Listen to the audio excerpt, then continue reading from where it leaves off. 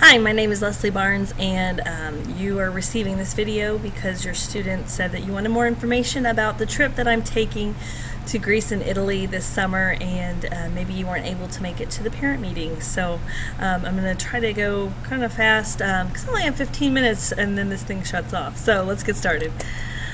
Just a little bit about me. I like to start here because clearly I am asking you to trust me to take your student across the big blue ocean, and you might want to know a little bit about me before I do that.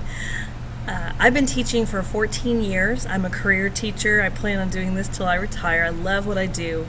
I love teaching at Weatherford, and I've taught things like world geography, world history, U.S. history, and I am really excited about being able to see some of the things that I actually talk about every year.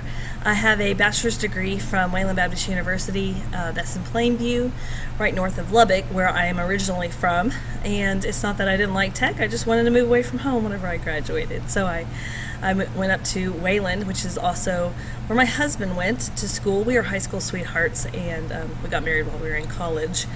I also, when we moved here to so my husband could work on his PhD in New Testament.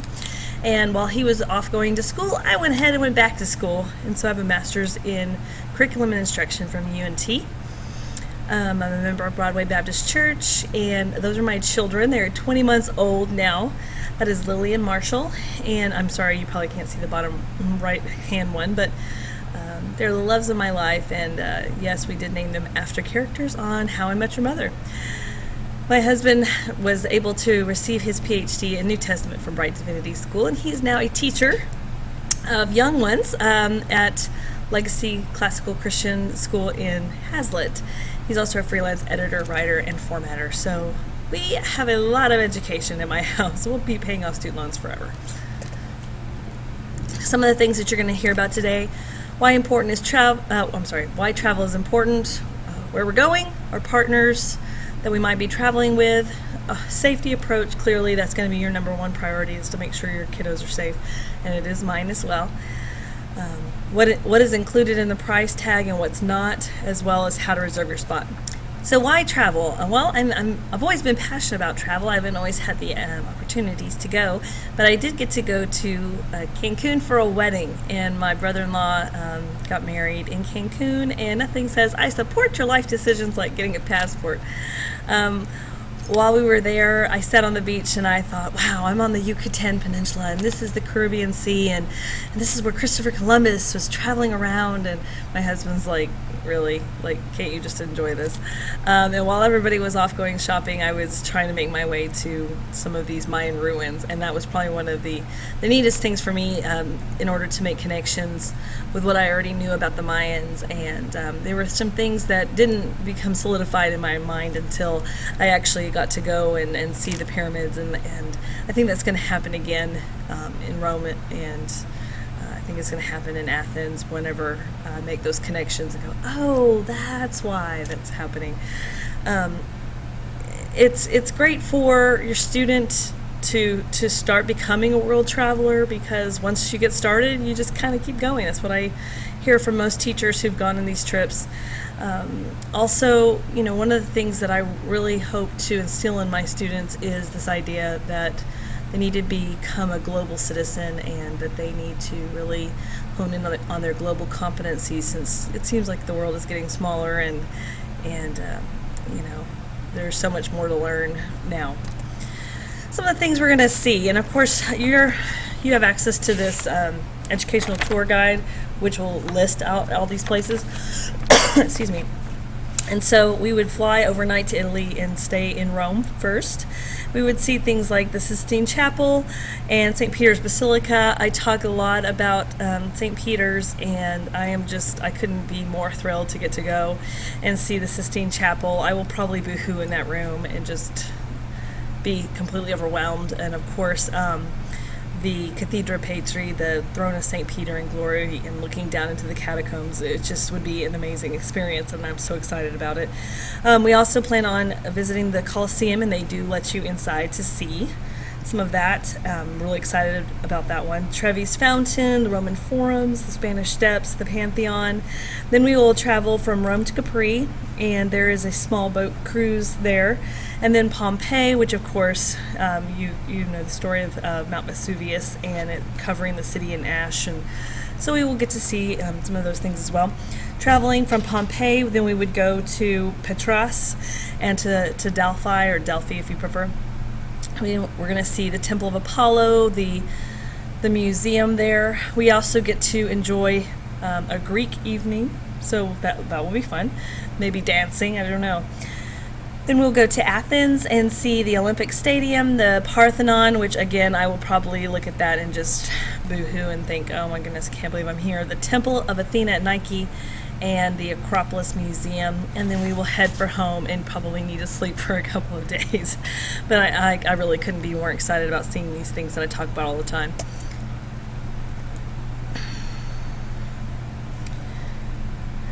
I've already talked a little bit about students becoming global citizens, but keep in mind that whenever college applications become due and your students who are applying get to write about their experiences and what they learn, you know, it's amazing to have those life experiences to draw from and talk about, you know, what you ended up learning from not only culturally, but, you know, your leadership experiences of, you know, it takes some confidence to get out there and go to a different country that you are completely unfamiliar with and be able to maneuver around and get to know people.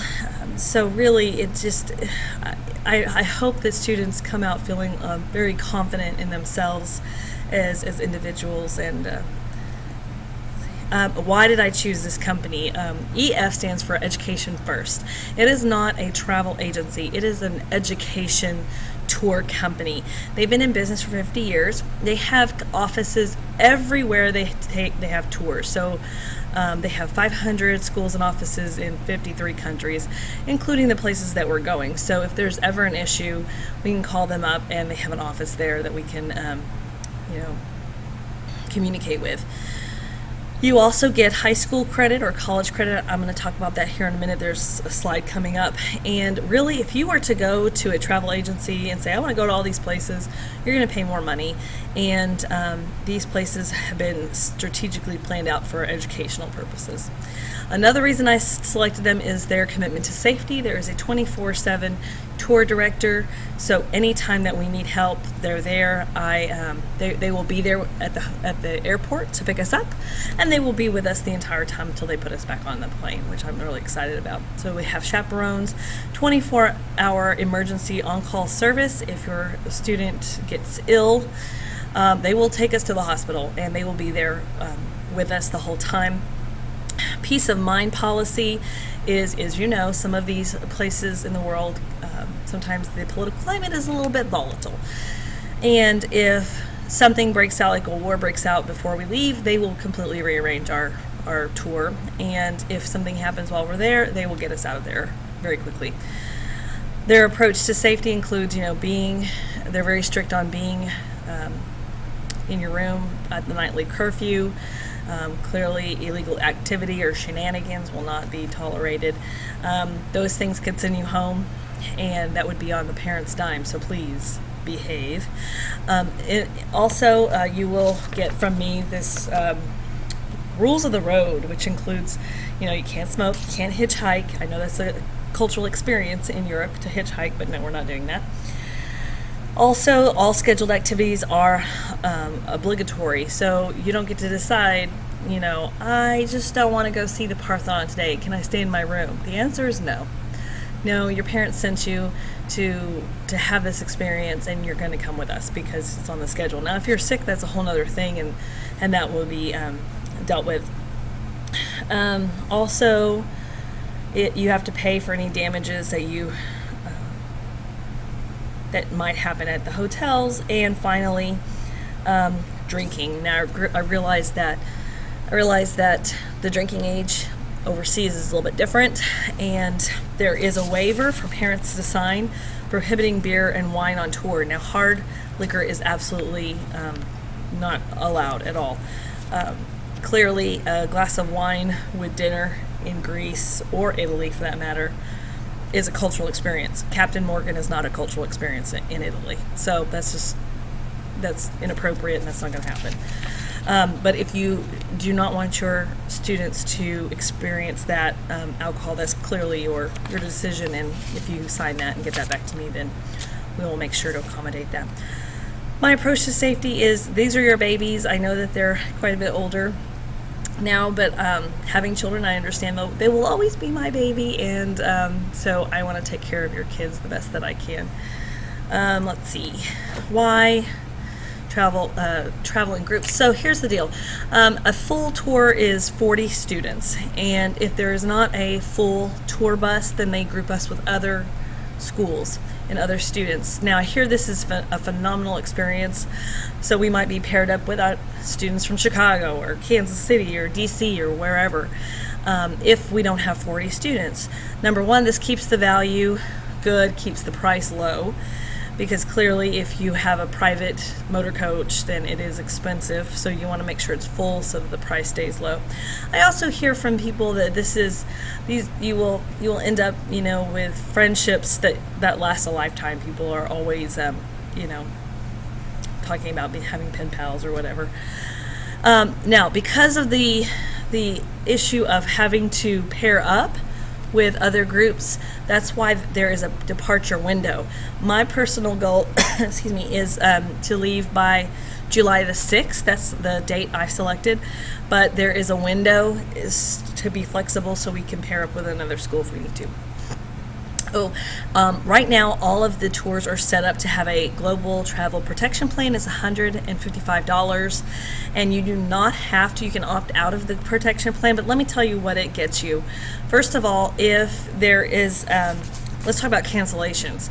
If, let's say, and God forbid this happens, you lose your job, or there is a catastrophic illness in your family in January and you cannot finish paying off your trip, then you can call them and have that canceled without paying the rest of the balance. If there's an interruption like bad weather, they compensate for that as well. Illness or accidents, if your student needs to go to the hospital, that is covered. Okay, so I heard of a teacher once whose student ended up with a little bit of appendicitis. I know a little bit is a funny word to say that, but it was completely covered. It also pays for if the student needs to be shipped home for an illness. So if they become very ill and they need to go home, it pays for that. If they're very ill and they do not need to move, it pays for the parent to be flown to the student in that country, which is an amazing deal there. Baggage or property loss, flight delays, and a course of 24-hour access to an English-speaking representative, which you would want at a hospital. WeShare is how students get the high school credit. It is an elective credit. Before you go, you would research a topic, you would continue to learn, and then you would put together a project and turn it in for high school credit. That is completely built into the cost of the trip. It is free to you to access if you want. If you want college credit, it would be through the University of Central Oregon, I think it's, and that costs $300, which is for the credit hours. And you do not have to be accepted to the college for that, which you're responsible for.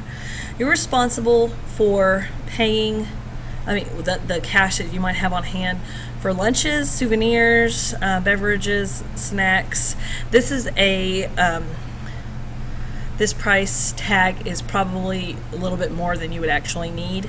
And then they recommend $10 per day to tip the local bus driver and the guides and the tour director. That's $10 in a day, not per person, not per bus driver, local guide, tour, and all of that. Now, the reason that they have you paying for your lunch is because they understand that you're going to be out and about on this tour. You might want to check out the local eateries, or you might just want to try to find some sort of American food. You might want to find a McDonald's because you're missing home or whatever, and they understand that. You also need to get a passport, and if you are not an American citizen right now, then a visa. So those are costs as well. So we try to keep it low.